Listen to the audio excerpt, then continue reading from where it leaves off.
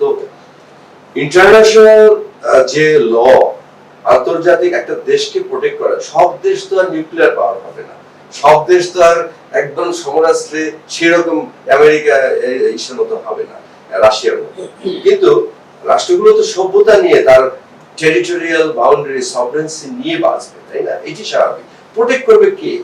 Protect করবে international law, protect করবে জাতিসংঘ।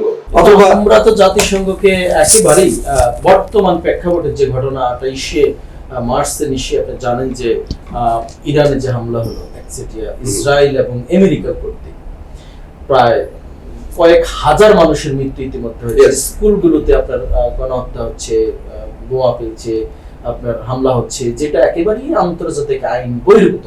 আর জাতিসংঘ তো কোনো কথা বলছে না, সেই দিকে বলছে না, বিকজ আপনার মনে করেন মানে এটা প্রমাণ করে শক্তিশালী রাষ্ট্রের জন্য হচ্ছে।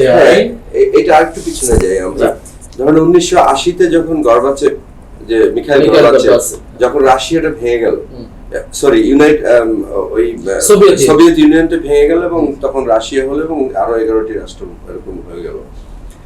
এইটা ছিল ওদের পরাজয় এবং আমেরিকার মানে এই ব্লকের জয়। তো তারপর থেকেই কিন্তু পোলারাইজড হয়ে গেছে, হ্যাঁ, সিঙ্গেল পোলারাইজড ওয়েতে কিন্তু মানে পৃথিবী ডমিনেটেড হচ্ছে। মানে বলে না যে পৃথিবীর পুলিশ ভারসাম্যপূর্ণ নাই, ভারসাম্যহীন, এখানে ভারসাম্যহীন, পোলারাইজড ওয়েতে মানে এককেন্দ্রিক হয়ে গেছে।